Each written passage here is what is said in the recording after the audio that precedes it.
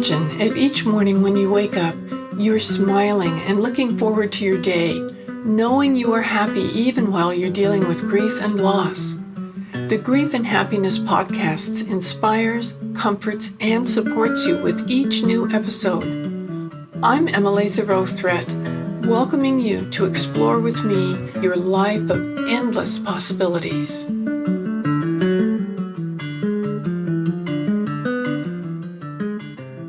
Aloha! I'm so happy you joined me today, and I'm sure you're going to be happy too, because this is a really exciting podcast that you can get so much from.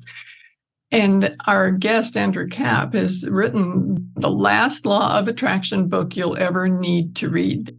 And you're probably wondering what a manifestation and the law of attraction has to do with grieving and being happy. But actually, it has a whole lot. And I have had much success with things that have happened in my life because I've paid attention to this whole concept. So, welcome, Andrew. Emily, thank you so much for having me and for keeping up with the book title. I know it's probably one of the longest book titles most people find, and it's so funny because I tried so hard. It's I knew this was going to be an ambitious title, and in doing my part to try to keep up and live up to that hype, it's been a wonderful challenge. So thank you so much for having me. Really excited to be here and see wherever we might take this conversation. Oh, thank you.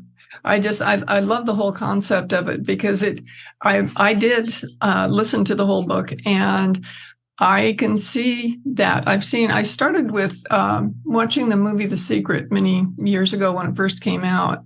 And my friends, I was in right after my first husband died, that I was kind of not in a great place. And I had two different friends that kept saying, you need to watch this movie. And I said, it's not my thing, They said, no, you need to watch it. Finally, one of them brought it over to my house on a DVD and said, put it in the thing now. And so I said, okay. And I watched it with a chip on my shoulder. And I thought, I'm not sure that this law of attraction is a real deal.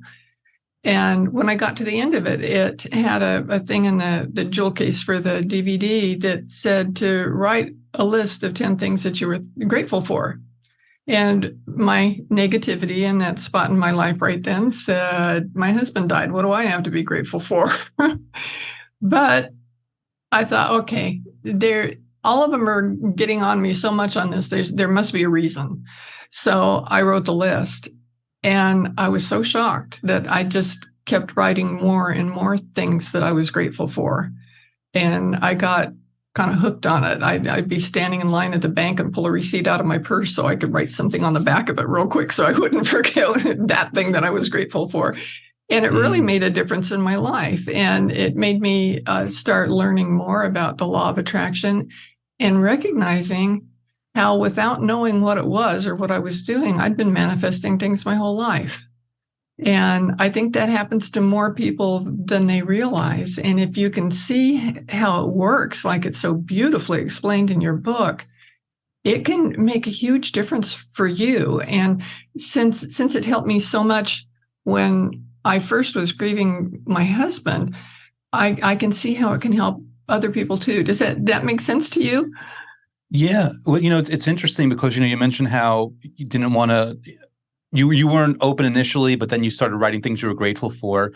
And oftentimes it really does take people by surprise by just a little concentrated effort of gratitude and how it shifts things, because they don't realize everything is patterns and momentum. And most people, and by the way, I say this not as an outsider, but as just like anyone else. I've experienced this, which is why I think I can hopefully articulate it well. It's we fall into patterns of, even if we don't suffer through loss or specific things, we fall into patterns of negativity, just living our way through life. And when we, after a long time, take a little time out to write a list of gratitude or something else, it's such a pattern interrupt. It's such, for lack of a better word, jarring experience. We're like, whoa, okay.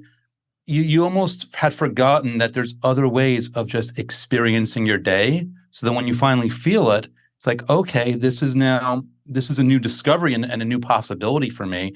And it sounds to me like, you really embraced that, where, it wasn't even like, oh, I'm committing and having this obligation to do this. It's more like, oh no, this is fun. I really like how this feels. So I'm now open to this experience and leaning into more opportunities to do this throughout my day. That's right. And I've encouraged so many people to pay attention to what they're grateful for, because it does make a huge difference. And in doing all this work, people, I have a hard time when I tell them that I'm happier now than I ever have been. Mm. But I think it's because I'm paying attention to my life and what I'm looking for, what I know is already there for me, so that I can just open up and enjoy it. And Yeah, and I wouldn't put words in your mouth, but I know for me, I have a happy life and a great life, but not a perfect life. And mhm, I'm never striving for perfect, because I have enough, life experience teaching me certain things, and enough of different moments where, if I reach for perfection, for me, usually it pulls me in the opposite direction of even happiness.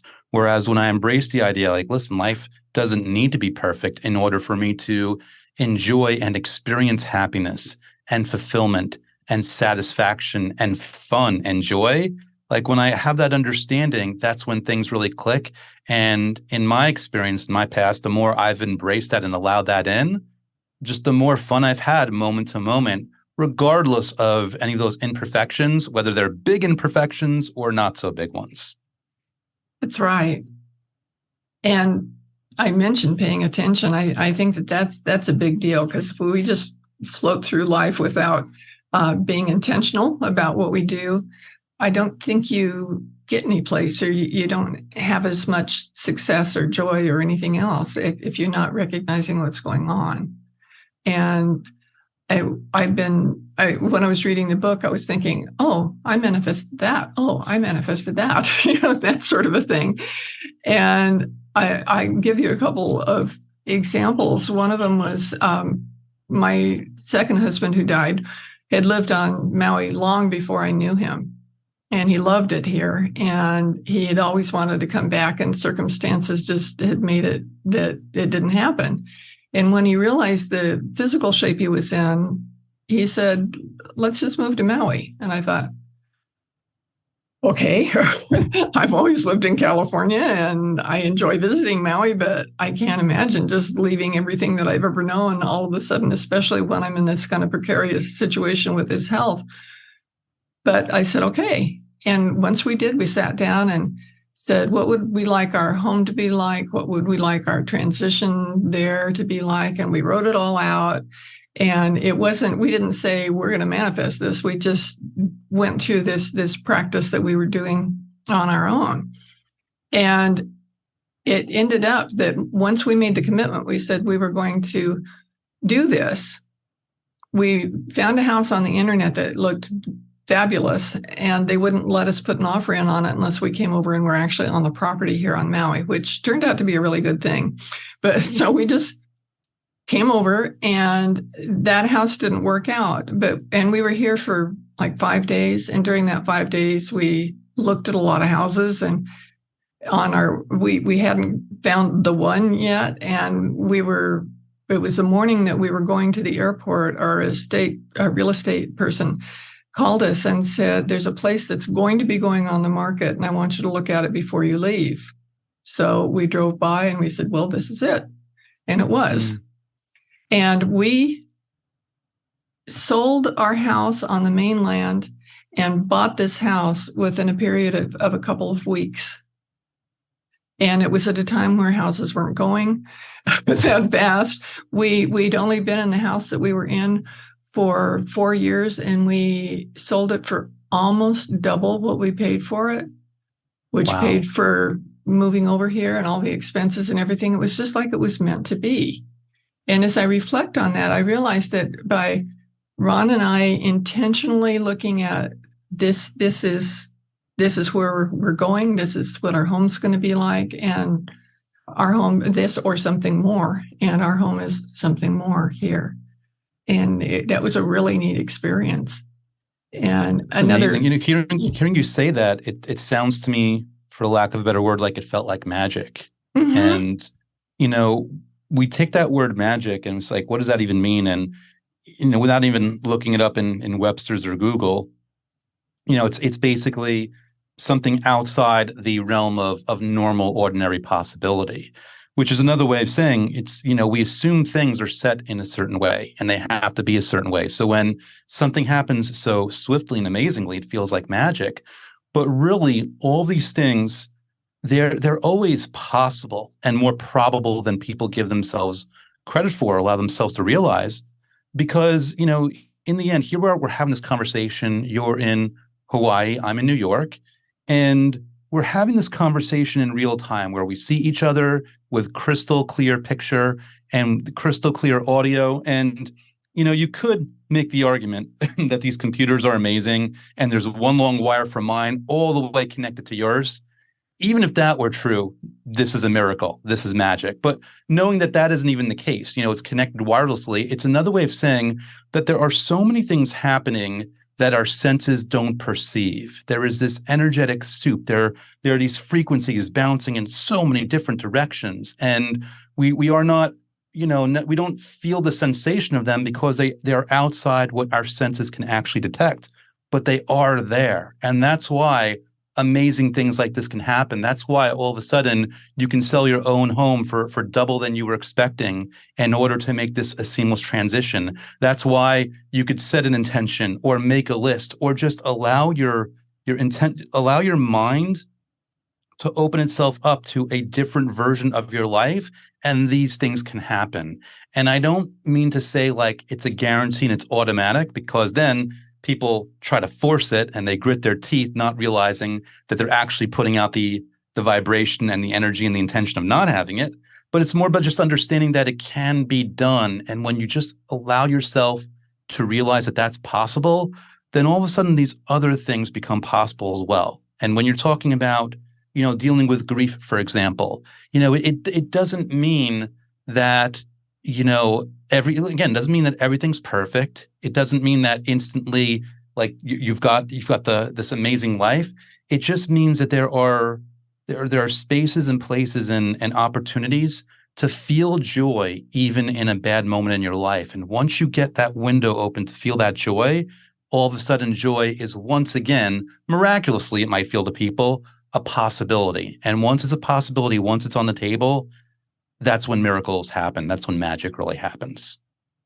Yeah, and magic, I think, is a good word for it. There is magic in our lives, and I'm so grateful for all the magic that's been in my life. And a lot of it has been getting out of my own way, because I had set up roadblocks to my happiness or my success or that sort of a thing, because I just thought, well, I can't do that, or I don't have what it takes to do whatever it was. And when I would stop doing that and just be open, then it made all the difference.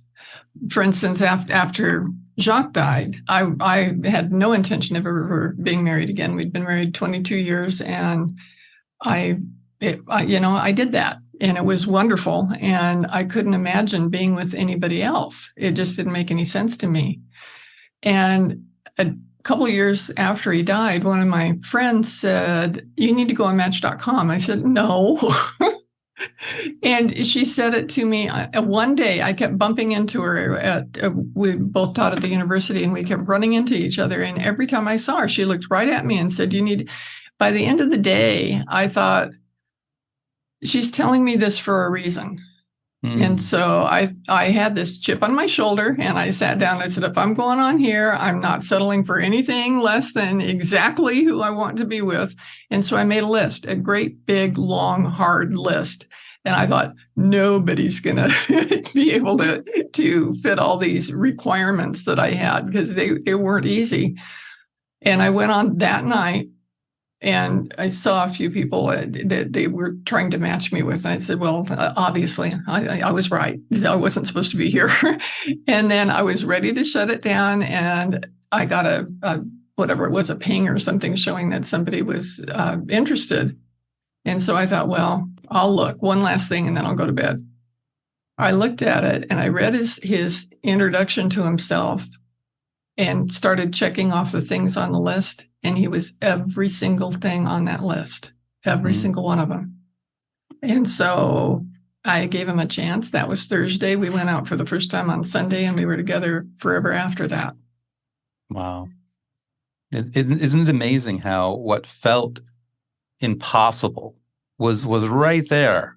Mm-hmm. And a great way to even think of this is, I mean, you met him on that day and you saw the profile that day, but I imagined he didn't set up his profile that day, meaning even as you were signing up for Match, even as people were telling you to get on Match, that answer, that new life was waiting there. It was already prepared, already waiting there for you. And even if he had not set up his profile yet, that man had been born already. It's like, the people, the solutions, the experiences, the opportunities, the possibilities, these things that feel so far off of reach of happiness or being happy again.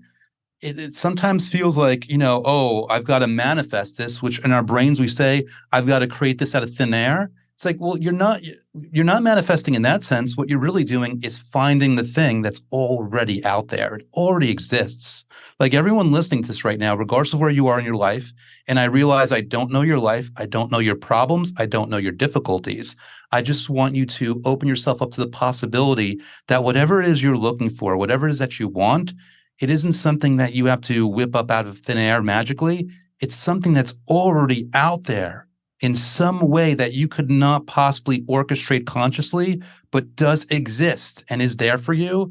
And by acknowledging the possibility, that's what gets you on the way to doing it. It's kind of like, if you want to go on that vacation, well, first you've got to book the plane, you've got to book the hotel, you've got to decide what your activities are going to be. It's like, it's that process that leads to the vacation, to the location that already exists. And I love for people to think of it that way because it'll open so many possibilities up for them. It does. It makes a huge difference. And I know for me, I had to allow myself to recognize that could be true because I was so set up with, oh, that won't work, or, it's just knee-jerk reactions to, I'd never be able to do that. And when I started letting that negative self-talk go and started looking at things from a positive perspective, saying, well, it's already there. Like I wanted to go to Bali. Bali was already there. There was no reason for me not to go. And so I did. So if you can allow yourself to do things, I think that's just kind of the way I was brought up, was that, we didn't have a whole lot of money, so you couldn't spend money. You couldn't, that all this negative self-talk that I carried over into my adulthood, that once I started recognizing I was doing that, I could change it. And I could get into this possibility consciousness instead of just having a knee-jerk no to everything. I know after Jacques died, I was sitting by myself a lot, and I kept saying, nobody ever asked me to go anyplace. Well, that's exactly what happened. And finally, at New Year's one year, I said, okay, this isn't working. So I've got to set some sort of intention for the year. And what I said was that I was going to accept invitations. Once I made that commitment, the invitations were there. They probably had been there all along, and I just wasn't recognizing them. So getting out of my own way just has made my life, to me, pretty spectacular. The things that have come since then, that I realize I can do what I want to do. I can have what I want to have, and my life's really good. I love hearing that. And I'm going to make an assumption right now. I imagine there's at least a percentage of people listening to this right now where they're on board, but they don't know how. It's like, okay, what's the way? How do I get out of my own way? How do I do these things? And well, one, there's more than one way. So just for anyone listening, there's no one perfect way or one way that it has to be done. So rest assured, there's more than one way. But if you're looking for one possible way, anyone listening right now, one way of doing this is simply saying to yourself, whether it's in your mind, whether it's out loud, whether it's writing it down and then reading it every day, but just say, the person or the thing or the life or the solution or the joy or the happiness, whatever the thing is, the person that I want, the thing that I'm looking for is also looking for me. And it's actually way better at looking for me than I am for it. And that's why it's on the way. And if you just say that thing, the person that I'm looking for is looking for me, and they're way better. The life that I want, the life that I'm looking for, it's actually already simultaneously looking for me, and it's way better at looking for stuff. The person that I'm the joy that I'm looking for, the solution, the relief that I am looking for every single day is also looking for me, joyously, confidently looking for me. And it's way better at looking for stuff than I am. Say that to yourself just to see how it feels, to feel into it. And again, all we're doing here, or at least what I'm trying to do here is opening yourself up energetically, psychologically, however mentally, however you want to think about it, opening up to the possibility of an answer and a solution, something different, because it's all you need to do. The air doesn't get in until you open the window. It's on. The air is going to come in on its own, but it's still always going to be on you to open the window up just a crack. And that's, for me, has always been a really good, healthy way of thinking of it and looking at it, because it really creates a feeling and sensation of possibility that it's kind of there's a momentum to it. It gets easier and easier and easier as I crack the window open up a little more and more. Every little slightly opening of that window and the air that comes in makes me even easier and makes me stronger to crack the window even more than that. I love that. The more you keep repeating it, and I really like in your book the scripting. I love that, because what I do with helping people with grief and the Grief and Happiness Alliance is we write about something different every week when we meet, and then we talk about what we wrote. And as I was reading what you wrote, I thought, well, that's kind of what we're doing. We're scripting on these different subjects that we're talking about, and they're working it out through their writing. It's so valuable. It really is to write it out and write it more than once. Yeah, and as people listen, I mean, the way I define scripting, or I mean, people say journaling, scripting. There's always more than one way of looking at it. I describe it as pretty much, writing out or describing your dream life in the present tense as if you're already living it. And so one possible option for people to do if they want to do this scripting as an exercise is literally write a letter to themselves. Imagine themselves, I don't know, 2 years into the future, or 6 months, or 3 years, or whatever feels good. Imagine yourself as that person in the future, writing a letter to your past self, or really your current self now, with all the things that you hope for. It's like, listen, dear me, I'm so happy and grateful to share that after 2 years of scripting and 2 years of working with Emily, or 2 years of feeling through this, life has never been better. I wake up happy and fulfilled every single day. I look forward to things again. I smile. I feel joy. I'm surrounded by wonderful people.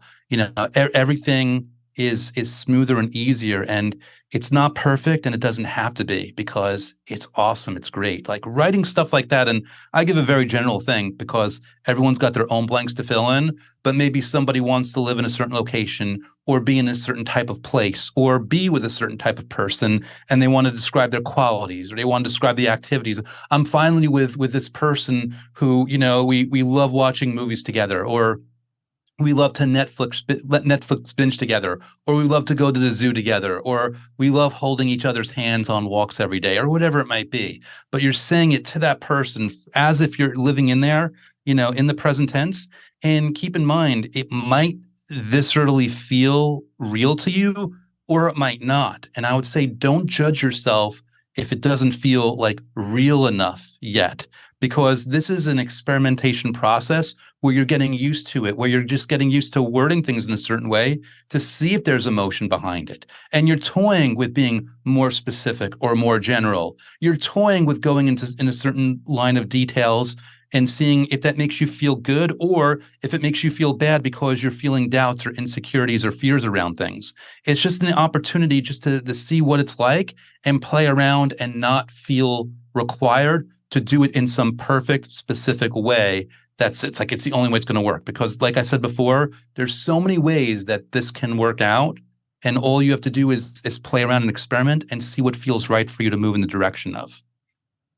That's right. And I've got to tell you, is every week when we get together to write, we do this on Zoom every week. I have an inspiration for what we're going to write about. Sometimes it's like the day before, but it always comes sometime during that week before we do it, and it's different every time. We always have different things to write about, and different things trigger it. And when I was reading your book, that exercise of writing a letter to yourself from 2 years in advance, I said, that's Sunday's writing assignment. Nice. It was just perfect. It was tickled when you started describing it, because it really resonated with me, and I know that they're going to love it when we do it together. Thank you. And you'll notice I chose 2 years, and that was very arbitrary. And the reason, like, because again, that's why I say, 6 months, 1 year, whatever. I chose 2 years specifically because a lot of people, they don't really mentally process 2 years from now. Even if something feels, if being a millionaire, it feels out of reach, it's still within reason that something can happen within 2 years versus 3 months, for example. Yeah. Again, for most people, or whatever else might be. So please, everyone listening, like, use that as a starting point. But if a different time frame works, whether it's further out or closer, there are no rules to this. There's no restrictions or limitations. It's all about really, and I say this about the book, although I don't know if I said it specifically in the book. It's just about feeling good while thinking about what you have or what you want, or both. That's right. And it's amazing how much you have that maybe you didn't even realize that you had when you start making a list or paying attention to exactly what it is. And that's one of the reasons I'm happy now, because I realize that I've got everything I want. Somebody asked me, do you want to go shopping for something? No, because I'm really content with what I have. And I'm also happy when I get a gift of something. It's not that don't care about material things. It's that I'm good. I'm enough. What I have is enough. I don't have to have something else. And coming from that standpoint, I appreciate anything that comes that much more, because it's not, I'm not needing, I'm not needy. I'm not searching or being sad because I don't have things. And people have things to be grateful for, even inside of their grief. Like, so for example, I remember this had to be 5 or 6 years ago. I caught a cold, and for whatever reason, for like 2 weeks or so, I lost my sense of smell. And it's like, you don't realize how much you appreciate that till you don't have it anymore. And, you take something, an example for grief, and you smell someone you love, their perfume or their cologne, and it might make you sad to be smelling that, but you're remembering them also. It's like just being grateful and you have your sense of smell to remind you of your experience in that specific way with that specific person. To say nothing of, your eyes to look at photographs, your ears to maybe hear recordings, your sense of taste and touch, and just the way your body has just all these things working just to experience life, even within your grief, even within bad days. There's always something to be grateful for. The time that you had with that person. I mean, not even going down a grief standpoint, just going down to past relationships where the person's still here, but I'm not with them. I could very easily go back and think about, vacations that I'd been on with a person, or certain dates or certain experiences where it's like, you know what, even if I'm doing this with this person now or even tomorrow, I really had fun that day. And I'm so glad, throughout my life, I got to enjoy that day and enjoy that day and do that thing. And I specifically remember, one person where I spent a lot of weekends with them before getting up early to go to work on a Monday morning. I hated when that alarm went off. I was so tired. I was so but I look back on that now. There's just fondly part of the reason I was so disappointed was because I didn't want to be away from that person or leave that person, because I had such a wonderful time with them. So even thinking back in times where I was stressed out or frustrated in those moments, I could look back with joy and gratitude, because I've had these experiences in my life and nobody can ever take them away. That's right. That's right. There's so much good and beauty and love. Love is another thing for me. I think until I realized that I was doing it, that I always loved conditionally. Mm. If I'd love someone as long as they were the way I expected them to be or whatever it was. But when I made a commitment to myself to love unconditionally, I don't judge people anymore. I don't have any of the unhappiness that comes from the kind of things that I was making up in my mind just by taking conditions away. And that really made for some beautiful experiences for me, and for me to be able to enjoy experiences I have just that much more. Mm. Amazing. And we've all done that, and we all do it. Like, we'll love conditionally or experiencing anything conditionally. It's part of the human experience. And if you can get to that place of unconditional, awesome, because you've just opened up your world to new amazing things. But anyone listening, if you're not there yet, that's okay. That doesn't mean that you still can't be enjoying your life and moving in that direction. That's the beauty of it. There's always, no matter how advanced anyone gets in their self-awareness or their emotional intelligence or their emotional maturity, or however you want to say it, there's always going to be a step higher. So it's never like, I never look at something as this like far off destination. I'm not going to be happy till I get to the destination, because I've already realized that the destination is forever out of reach in this life. I mean, there's always destinations within that and new levels and new points of reference. But in the end, I get more and more content to the best of my ability with just nudging and leaning in that direction, always trying to grow, but while I'm doing it, appreciating wherever I am and whatever I can do in the moment in the meantime. Yes, that's the whole thing, is just paying attention to the now, to what's happening right this minute.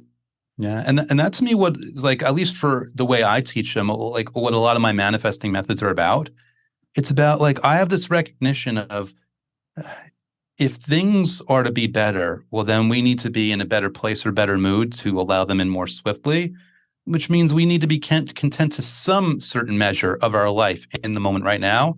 That's why I like the way I describe these methods and the way I teach them. It really is about getting people to feel good in that moment. Not perfect. I don't care about perfect. Perfect is, again, this impossible destination and something that I never want to reach for because it's going to pull you in the opposite direction.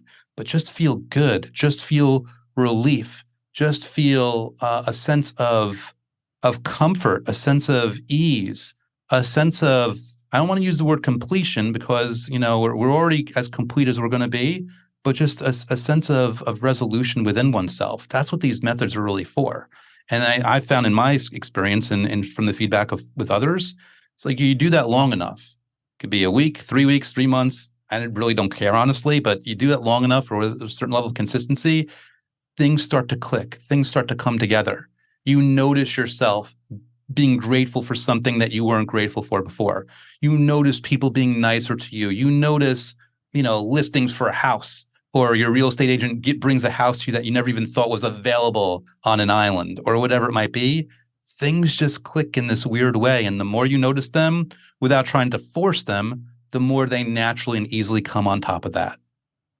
That's so important.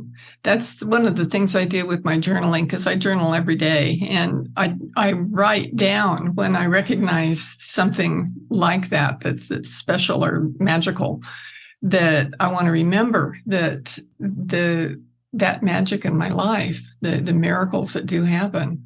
So I write them down. And if I ever get to the point where I have a little bit of a down day, which doesn't happen very often anymore, but I can always thumb through my journals and go, oh yeah, that was so cool. Mm. Mm-hmm. Yeah. And it's like, these experiences, they really do add up. And, it's funny because, again, I'm sure people hearing this, there's a certain level of impatience, and I can't really blame you because I know what this impatience feels like myself. And I know what it's like to kind of like fall into those traps, for lack of a better word. I had somebody that they messaged me, I think about a week ago. And I said, because like everyone says, like, do this for 30 days and watch life change. And this person like wrote to me like, Andrew, what if I do this for 30 days and nothing happens? And, I was tempted to reply by saying, well, are you really doing this with a sense of ease and openness? Or were you trying to force it, and were you gritting your teeth for 30 days, trying to make things happen in a certain way, or in a forced way, or in a forced time limit or something might be, which is really holding it back. It's spending 30 days holding it back.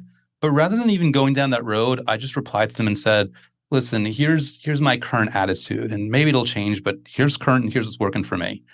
I don't keep score anymore. I don't look at deadlines or times. I know I wake up every day knowing that good stuff is on the way, and inevitably it always is. I'm never disappointed. It works out. And I do daily gratitude. And one of the things I'm grateful for every day, I always say I'm grateful for the good news today. Most days I notice good news.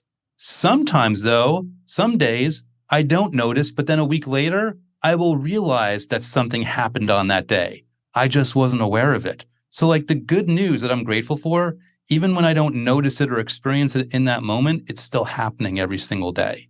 So it's a thing where I don't hold on too tight. I just say, listen, good is on the way. I'm going to keep inviting it strategically. I'm going to strategically lean in this direction. I'm going to strategically allow myself to feel whatever measure of ease and joy and fulfillment that I can, understanding that it's never going to be perfect, understanding that it doesn't have to be perfect.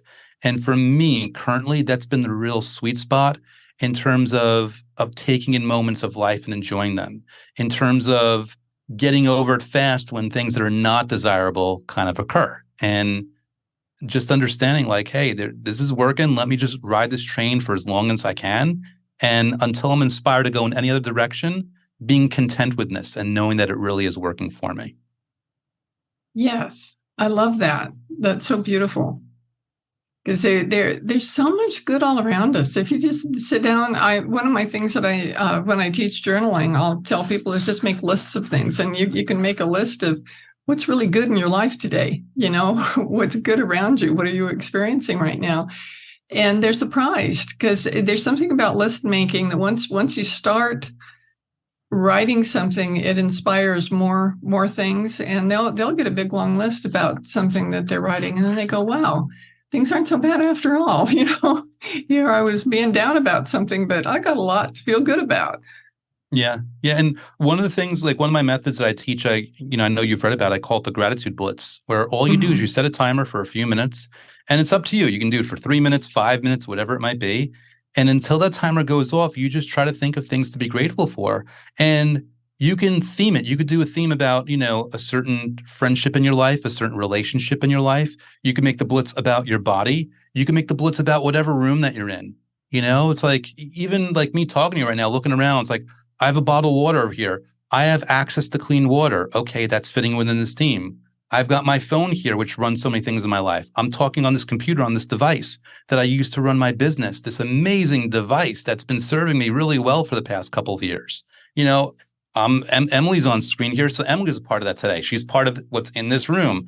I had this really great conversation with this really awesome person that's really out for helping people, so I'm surrounding myself with better and better people. I have this poster art that helps me promote my books. I've got copies of my books, which I poured myself into. Like so many, just my room alone, I was able to do this. To say nothing of how many other examples. You can do a gratitude blitz based on people that you've known in your life. Think of every favor someone has ever done for you, every mentor who's ever looked out for you, every teacher who's ever taught you something useful. There's so many different ways. And more often than not, when people do this, like the first 20 seconds, they're not very overwhelming. They're not very impressive.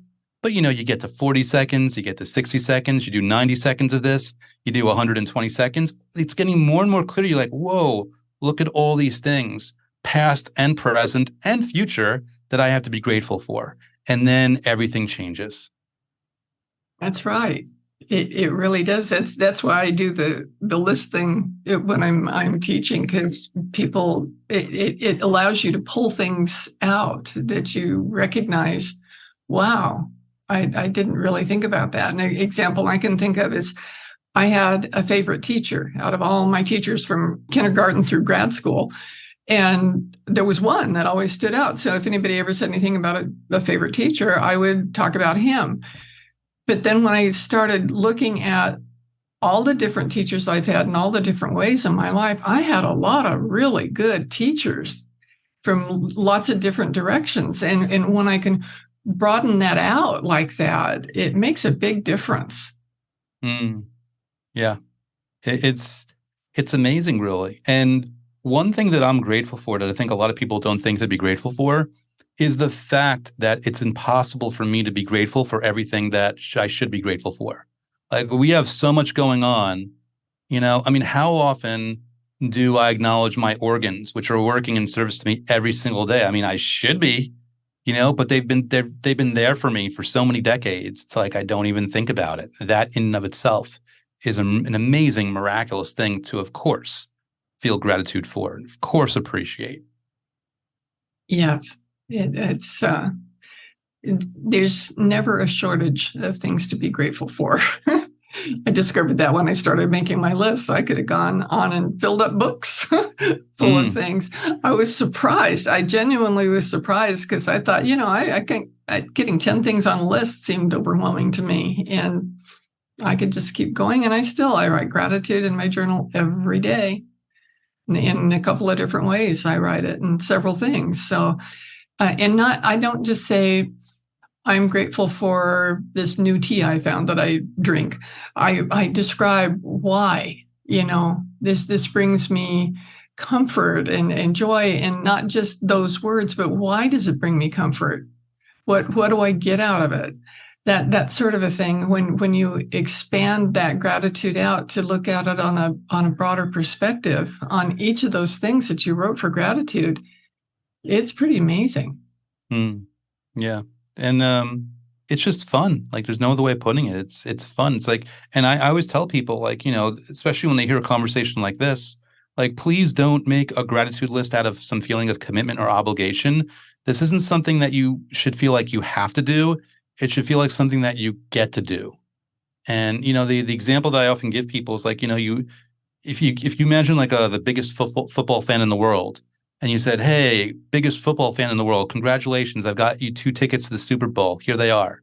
What you're not going to get from them, you're not going to get them saying, wait, you mean I got to fly on that plane? I got to take that long trip. I got to stay in that hotel. I got to bake out in the hot sun waiting for the game to begin. It's like, no, they're too excited about going to the Super Bowl to worry about that stuff.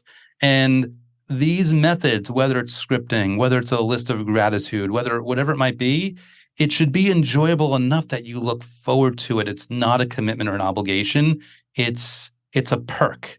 It's something you get to do the way, watching your favorite TV show, or the way it's like eating your favorite food, or the way, maybe getting a massage or whatever it might be. These types of things, which, they only need to take 5 minutes if people want. It should feel like this really convenient, consumable perk that you get to do and you get to enjoy in every single day, because that to me is the key to the consistency, which then leads to the momentum, which then gets you the results, which then bolsters more enthusiasm, which then gives you more momentum, and it kind of circles more and more and more in that way. It does. And if you set yourself up to succeed in it, you're more likely to succeed. Like in the past, I had tried journaling at different times of the day, or journaling before I went to bed at night, so I could be thinking about everything from that day. I discovered that for me, if I journal first thing when I wake up, before I do anything else, it's got my gratitude. It's got a bunch of different things. I have kind of a set thing, and then some free space too every day that it starts my day off so well. And I start out with I'm happy, because it brings me joy to recognize these things that I'm grateful for. And that's another thing that I do, that before my final thank yous at my end of the journaling, I write down something that brought me joy the day before. And I love that. It feels good. And when you start your day with thinking about that, then you go, oh, I wonder what I'm going to write the next day that brought me joy today, Yeah. And there's wonderful ways of doing that exactly, or modifying and experimenting with it. It's like, when you go to sleep at night, before like committing to letting yourself fall asleep, just try to think back of, 5 or 10 things good that happened today, and what your favorite one was and why. And making that a habit, all of a sudden you're going to sleep in a good mood, which helps you wake up in a good mood. Maybe you revisit that little item and you see if there's something else on your list that you realize you enjoyed more, or you really did enjoy that. Like there's no way of losing. It's just another way of reaffirming and reinforcing that, and setting the right, tone for the rest of your day, or at least the beginning of your day. Yeah, when people tell me they have challenge going to sleep at night, I tell them, well, instead of counting sheep, count things you're grateful for. Mm. And if you drift off to sleep while you're thinking of all these wonderful, positive things, then you're likely to sleep better. It'll be easier to go to sleep. You might have some pretty cool dreams too. So Yeah. it's just another way of doing it. And, there's ways that, again, even with that, there's so many options. Like you could literally like count down from 200 and that is just going 200, 199, 198, 197. You can say, okay, what's one thing I love in life? Apples. I love apples. So I'm going to visualize 200 apples. Okay. What about 199 slices of pizza? 198 vacations to Hawaii? 197, cats. I love cats, or whatever it might be. Like you could literally like kind of almost stress or tire yourself, not stress, but tire yourself out with good things. Really stretch your mind, stretch your imagination in a way that's just really reinforcing more positivity and tiring you out enough to help you get to sleep even easier. Wow, I love that. Makes me want to go take a nap so I can try it out. Well, this has been wonderful. I just love to talk to you, and I probably could talk to you all day long, but I think you've given a lot of inspiration to our listeners, and I would encourage our listeners to get his book, read his book, or listen to his book, however you want to do it, because it feels good. It's something that you can do for yourself that just feels good. And for me, that's worth it. So thank you, Andrew, so much for being here with us today. Thank you so much, Emily. And again, I'm so glad that you enjoyed the last Law of Attraction book you'll ever need to read. If anyone wants to check it out, they could find it on Amazon or Audible. They could also go to awesomemarvelous.com. And if anyone doesn't want to pull out your wallet, that's okay. I have a YouTube channel where I give content for free. So please don't feel like you have to spend money in order to get value from me. Whether you're getting a book or watching a YouTube video, it really is just my intention that my work serves whoever needs it when they need it. And I really appreciate you having me and appreciate people listening today. That's so beautiful. Thank you, Andrew. And I'm so glad that you came on the show. So, and to my listeners, we'll see you again next time. And I'm glad that you spent the time. I'm grateful that you spent this time with us today. And I'll see you next time. Do you want more comfort, support, and happiness? Join the Grief and Happiness Alliance. Visit my website at lovingandlivingyourwaythroughgrief.com and read my book, Loving and Living Your Way Through Grief. Be sure to subscribe to our podcast, rate it, review it, and binge on all our episodes on grief and happiness. I can't wait to welcome you back to another episode